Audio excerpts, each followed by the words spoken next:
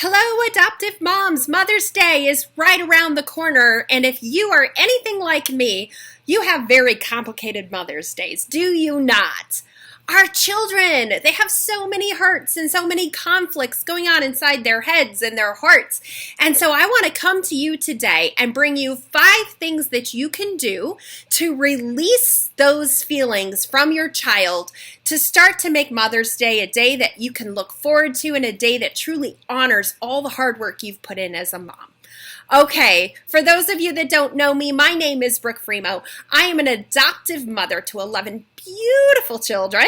I've been doing adoption for, 16 years now. I have kids ranging from the ages of 8 to 25 years old. And through this, I certainly know that Mother's Day can be complicated, right?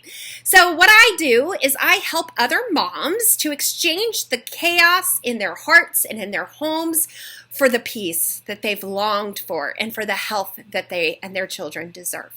So if I can help you with your circumstances, please just comment below, say yes, and I will send you a link to a strategy call where you and I can connect and break down exactly what's going on in your home and start to put a plan together to resolve those issues, okay?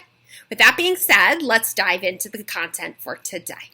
Where do our children's behaviors come from on Mother's Day?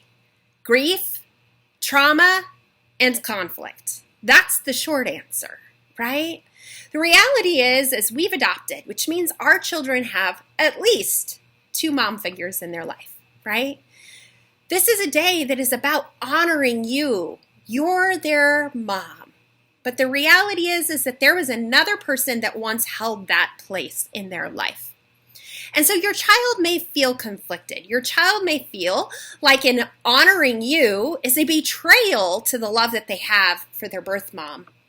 A lot of times our children don't even know how to express this. They don't know how to put words to the feelings that they have to be able to articulate that, but it doesn't mean that that's not what's going on inside their head. Some of our kids have PTSD and trauma wounds that were put onto them by their previous moms. And so it can bring up invasive thoughts and invasive feelings that they have to deal with when they hear the word mom and spend a whole day focused on the position of mom. That can be very painful for them to relive and bring about a lot of anxiety, right? Another thing that our children go through is that our kids assign responsibility to themselves for everything. Did you know that your child's a little bit controlling and tries to manipulate the environment around them? Yeah, your mom, so you know that that's true. And you may have heard before that children in divorced homes oftentimes blame themselves. They articulate things that they themselves absolutely had no control over, and yet they put that responsibility onto themselves anyway. If I would have put the dishes away, mom wouldn't have had to defend me to dad, they wouldn't have been fighting to each other, and they wouldn't have gotten a divorce. Have you heard that before? Well, the same kind of situation applies in the world of adoption. If I would have stolen more candy bars from Circle K, I wouldn't have been hungry. And when the social worker showed up, they wouldn't have taken me away for neglect. Or if I would have been a better behaved child, my mom would have loved me enough to give up drugs. Again, your children may not be voicing these statements to you. They may not even have the ability to voice them. And yet it doesn't mean that the conflict is not going on inside of your child. So what do we as moms tend to do? We don't want to bring up the wounds. We don't want to see our children cry or make our children cry. We don't want to make them upset or bring about things that make them angry. The whole idea is we want a peaceful day. Well, unfortunately, that's the opposite of what our children actually need. Okay? So here are the 5 things that we can do to actually start to purge out these pains and confusions and start to really look forward to our engagements on Mother's Day. Okay? Step 1, we need to acknowledge that the hurt is there. And we need to bring it to them and give them an opportunity to say, yeah, it is. I feel conflicted, or yes, I miss her, or yes, I have scary things that I think about today. By not giving them room and acknowledging it, they feel alone in their struggle and like they have to carry it on their own. Okay? Number 2, we want to encourage dialogue. Now, when you show up to have these conversations with your child, you need to be ready to listen. Not to talk, but to listen. You want to ask open-ended questions, and you want to be very empathetic in your responses, not judgmental. Okay? Lord knows that there's plenty of judgment to be cast, but your child is the only one who has the right to judge there. Okay? So it would look something like this.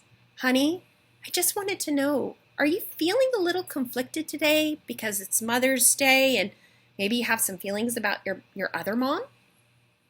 Oh, do you have any memories that you'd like to share? Any fun things that you remember doing with your mom? Wow, that sounds really amazing. What a cool experience. How did that make you feel? Right? Or they share something that's really hard and hurtful and go, wow, how did that make you feel? I can see how that would be hard, right? And validate their feelings. So you want to be in a validation mode and just receiving what it is that they have to say. If their bodies get stiff, don't force snuggles, right? Honor that. If they are melting and they need a hug, hug them. Be there. Be ready to carry the burden with them and allow them to feel like it's okay to bring it to a mom. What a powerful role to have a mom that wants to walk in the battlefield with you. For a lot of these kids, they don't get that, right? Their early childhood experience taught them that they were alone in their fights, alone in their struggles, alone in their needs.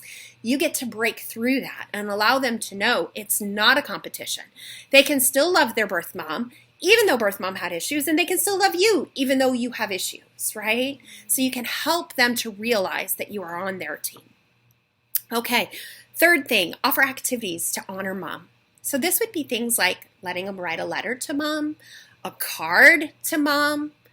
And you know, these letters and cards are probably not going to go to mom, right? They're going to go into a secret place that you will pull them out of 10 years later, 5 years later, and say, this is what you've done for your mom. Look how much God's grown you through this process, right? So those are things we're going to put away for right now because there isn't a healthy relationship that we have with birth mom usually. So we're not really looking to fuel something that's unhealthy, right?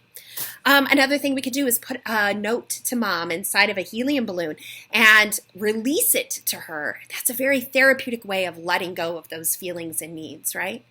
And then one that I do a lot is I plant. When I'm missing my mom or when I'm missing, I grieve the loss of miscarriage, I went and planted because for me, new life really helps me to heal from the old. And so that might be something that you would enjoy doing with your child, right? Okay, the fourth thing that you could do is a hobby or an activity directly related to mom that mom would have enjoyed if mom was around. So if her favorite meal was hamburger helper, you cook hamburger helper with your child. If she loved the great outdoors, you would go for a hike with your child. If she liked to paint, you paint beautiful pictures with your child. You get the idea. It's something that their child would have enjoyed doing with birth mom if birth mom could have. It's okay to wish for something different. That's okay. The reality is your child deserved to be born with a married mom, dad, healthy, strong, stable, connected, able to provide, right? All people deserve that. And yet, that's not the world that we live in. So it's okay to wish that that's the life that you had. That's okay. But we also need to process through those feelings, through why those things are what they are. And it's okay. It's okay to wish that you were hiking with mom and to do it and to make the best of it. How would mom have wanted you to do it, right?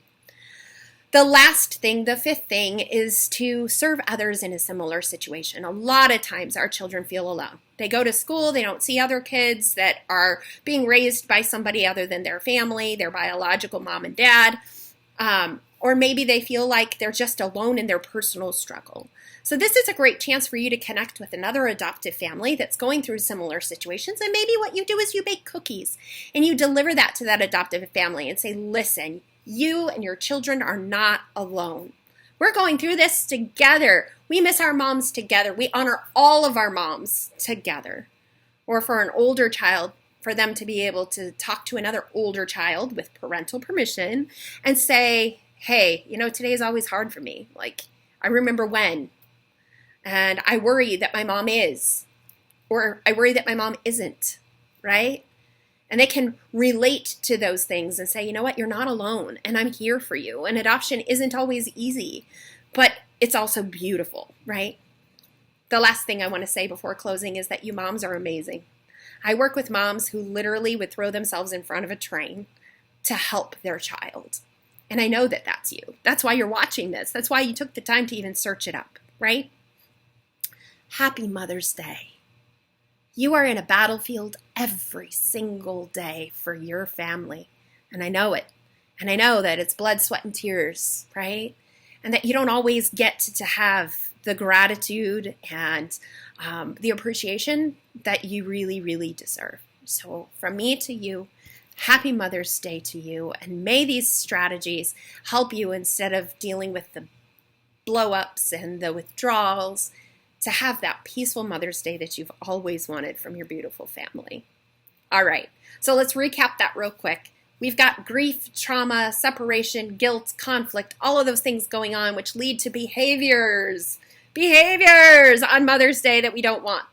And rather than teaching our children that we can't talk about it and we want to stuff that stuff down, we want to acknowledge that those feelings exist. We want to encourage dialogue about them. We want to do activities that honor their birth mom. We want to do hobbies and crafts and baking, cooking, hiking, all those things that mom would have loved to do with her child. And we want to serve other families or other children so that our kids don't feel alone in the struggle. I hope that these strategies helped you today. Let me know in the comments how your Mother's Day went. And if you are interested in one of those 5 free strategy calls, just comment yes. I will get in touch with you directly. I will send you the link so that you and I can connect for about 45 minutes on the phone and really break apart what's going on in your home and see if we can't help get a solution in place. Happy Mother's Day.